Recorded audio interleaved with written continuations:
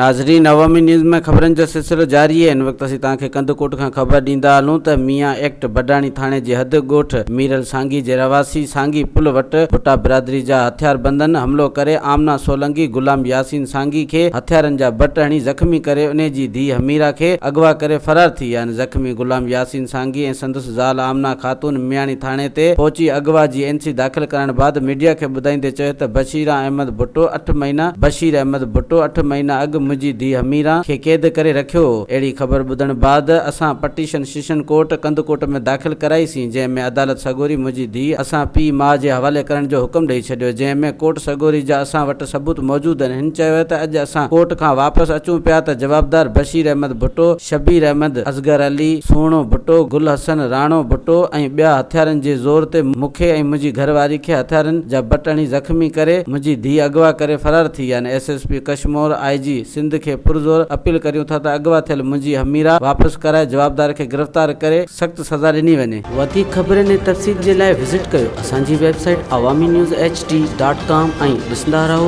Awami news HD।